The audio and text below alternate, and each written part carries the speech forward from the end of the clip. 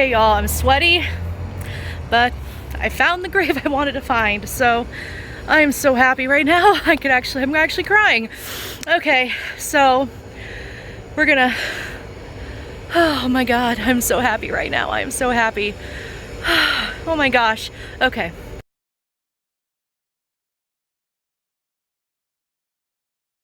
Okay, so obviously I was pretty emotional in that opening video. Now the question is, why was I so emotional and why was I so happy? Well, you're gonna have to stick around to find out. My name is Alex Matsuo and I am an author, paranormal investigator, ghost hunter, historian, aspiring genealogist, the list goes on. Everywhere I look, I see the paranormal, and I try to find connections to the paranormal wherever I go. Now, if you follow me on social media, then you know that last week I was in Atlanta. Granted, it was a short trip, like literally there for maybe 48 hours. And while I was there, I had to go visit OAKLAND Cemetery. Now, I've been to Atlanta before many years ago, like a decade ago, and I didn't get a chance to see what I wanted to see. Now, OAKLAND Cemetery, I think, is the biggest cemetery in Atlanta, and then it just grew, and I think today there's like over 70,000 people buried there. Over or around 70,000, and it's about 48 acres big, so that's pretty huge. So my challenge was to find an unmarked grave. Now, why would I put myself through this headache to find an unmarked grave? Well, this person is extremely special to me. I am not gonna cry again. And this is a person whose story I've been following since I was in middle school. And I was shocked when I realized there was a paranormal connection here. Before we really dive in, take a moment to subscribe to my channel, give this video a like, and feel free to hit that bell. Every time I upload a new video, that bell's gonna go off and you'll be one of the first to know that that video is there. It's kind of like joining a VIP club. Also, I'm all over social media. I'm on Facebook, Instagram, TikTok, Twitter, you name it, I'm there. I'm not hard to find. And recently, I started doing 15-second ghost hunting tips on my Instagram, so be sure to follow me on Instagram to check them out. All right, let's get started. The story of Leo Frank and the murder of Mary Phagan was probably one of the most controversial cases in the United States in the early 1900s. It rattled the South, especially Georgia. Now, I do want to say this video is going to be about Lucille Frank. I'm not going to dive into the history of Leo Frank and the murder of Mary Phagan. I do have a resource in the description if you want to learn more about it, but to put it in a nutshell, Leo Frank was accused of murdering Mary Phagan, who was an employee at the National Pencil Company factory where he was the manager superintendent. And she was found murdered, raped and murdered. After a lot of drama, questioning, and a media circus, basically, Leo Frank was charged with her murder, and he was found guilty. However, if you've ran to Google or you're familiar with the case of Leo Frank, then you know that it's not obvious that he was guilty. There was a lot of deception going on the other side, a lot of lying, a lot of tampered testimony, more questions than answers. And the overall consensus is Leo Frank did not murder Mary Phagan. I also fall into this, but I know there's a lot of people, especially on YouTube, who disagree. Now, unfortunately, a lot of the sources that I found to support Leo Frank's guilt are a little bit anti-Semitic, so we're not going to go down that rabbit hole. But anyway, Leo Frank was eventually kidnapped from prison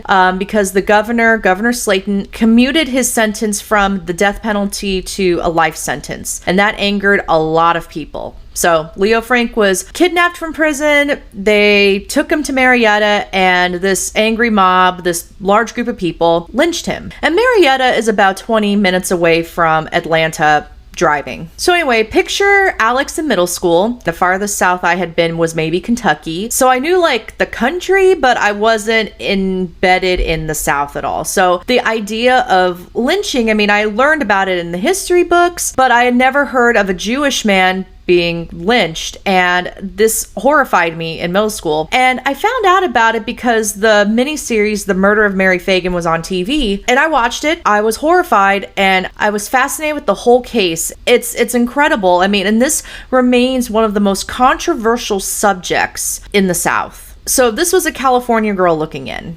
As you can imagine, this entire situation was horrifying. It was stressful for the people going through it. Poor Mary Phagan's family was going through so much. Leo Frank was going through so much. His wife, Lucille Frank, was there by his side the whole time. Now, after I saw the miniseries, I decided to dive in more into Leo Frank's story and Mary Phagan's story, and I was instantly connected to his wife, Lucille.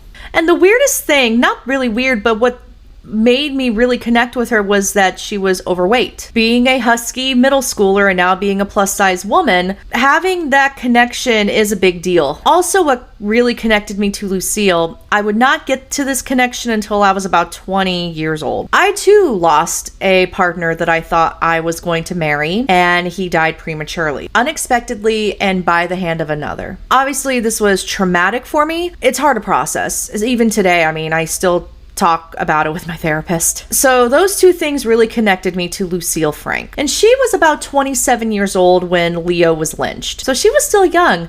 And she never remarried. And she was determined to stay in Atlanta and stay in Georgia, even after everything that happened. That's amazing. Now, in the book, And the Dead Shall Rise, I read a lot about what Lucille went through during Leo Frank's trial. And the way that she comforted herself was food. Now, if you've been through trauma and you've been through tragedy, people deal with these emotions differently. And for Lucille, it was food. For me, it was food. Grief tastes good. Stress tastes good. Trauma tastes good. And so when I read that, my heart broke for her, and I felt like, God, I know how she feels. After Leo's death, she was desperate for closure. Desperate.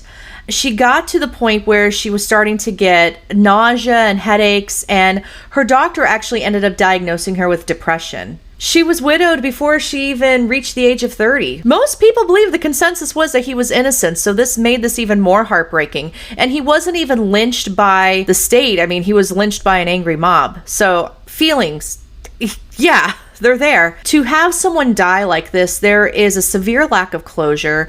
You don't get to have your last words with them. You don't get to say goodbye. So here's where the paranormal connection comes in. Lucille contacted mediums. She wrote to mediums all over the country, desperate for a message from her husband or to make some sort of contact with her husband. Now, I don't know how many answers she had gotten from the mediums that she contacted, but there was one message that seemed to survive. One medium from Oklahoma City made a connection with a spirit father, and the message from her husband said, "Get all out of life that you can. I am sorry I had to leave you." I'm not gonna cry. So this was more like the downtick of spiritualism. So the spiritualism movement reached its peak after the Civil War. It stayed up there for a while. It doesn't surprise me at all that Lucille was contacting mediums to try to make contact with her husband.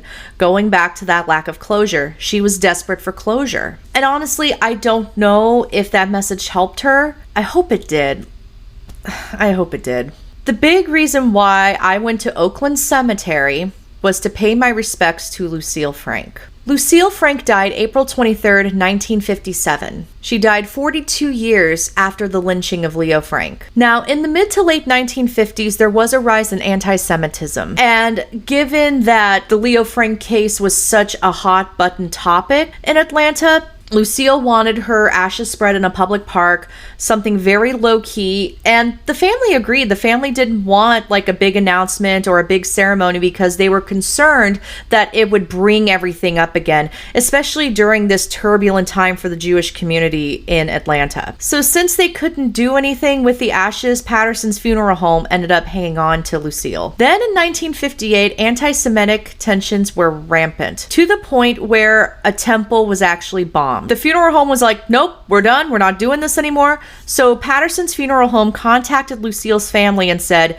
you got to take her ashes. So Lucille's nephew, Alan Marcus, picked them up and he placed them in the front trunk of his red Corvette. Apparently he drove around with her in the front trunk for about 6 months. So again, at this time, 1958, a local temple had just been badly damaged from a bombing. Lucille's family was concerned a public ceremony, a public burial was going to not only bring up the tensions of the Leo Frank case all over again, but it was also going to fan the flames of anti-Semitism in the community. So once again, Lucille's funeral public ceremony was delayed. It was revealed in 2002 that Alan Marcus and his brother took Lucille early one morning to Oakland Cemetery, and they found her parents' headstones. They worked quickly, and they quietly buried her between her parents' headstones. And to this day, her grave remains unmarked. Her grave is unmarked, but she is no longer alone. I honestly can't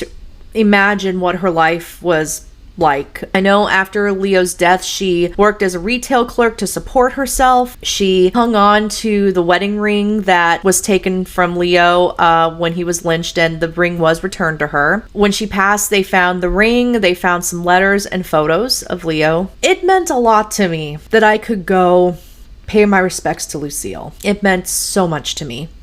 And the fact that I found her grave, that's the reason why I got so emotional. So Lucille is buried between her parents, the Saligs, on Jewish Hill. So if you go from the front entrance to Oakland Cemetery, you're going to go down a hill and up the hill, and she's about halfway up the hill. So I'm telling you this, so if you want to go pay your respects to Lucille, boom, there you go. Saved you 30 minutes of wandering around Oakland Cemetery. So there's a little stone angel type thing in between her parents' headstones to mark where Lucille is. So I did a quick video, I took some photos, I also turned my recorder on as I was talking to Lucille, you know, just in case, ghost hunter habits. I didn't hear anything remarkable in the voice recorder, but for me, that's a good thing because I want her to be on the other side and moving on and all that good stuff. I really hope she's not, you know, lingering.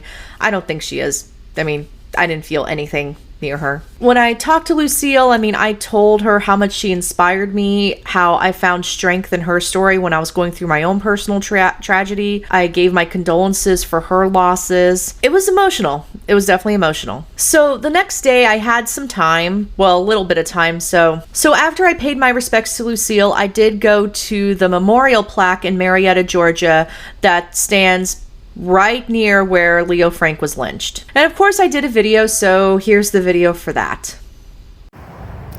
I am here in Marrietta, Georgia at the Leo Frank memorial plaque. I've been studying this case since like middle school. This has been a very big part of my life. It's weird to be standing here right now because near this location Leo Frank was kidnapped out of prison and lynched. You know, I mean, here now it's just freeways, bridges, a Mexican restaurant. It's strange. It's strange to be here knowing that within a couple feet, not far at all, he was lynched here. Leo Frank's life ended here. And all of these memories and that scar in the ground, that imprint, that energy imprint of that event paved over for development, and life moves on. Life goes on. The crazy thing about that was I had to park in a parking lot for a Mexican restaurant and then just walk a couple feet and there it was. And yeah, it really was weird to stand there with the highway, you know, on one side, the Mexican restaurant on the other, all these busy streets and roads around me. And it really is a reminder that history does eventually get buried and life goes on. And afterwards, I wanted to go visit Mary Phagan's grave to pay my respects, but it was already dark and the gates were closed. The next day, I did go back to Marrietta City Cemetery where Mary Phagan is buried, and the gates are still locked. I can't get in. Luckily, Mary Phagan's grave is right off of Cemetery Avenue, so I was able to look through the gate and see it. So I took some photos and I did take a video too, so here's the video from that. Hey everybody, I'm gonna make this video very brief because things. So I'm at Marrietta City Cemetery and I found Mary Phagan's grave, but the cemetery's closed. Google says it's open, but it's closed. So Mary Phagan's grave marker is right behind me. You see a black sign back there, and her grave is a little bit over there. You'll have to check the pictures because this is nuts. But yeah, little Mary Phagan is right over there. I want to pay my respects to her and then I'm going to head out. And if you have trouble finding it, look for the black pole with the memorial plaque. There's actually two. There's one that stands upright, and there's another one right next to her headstone.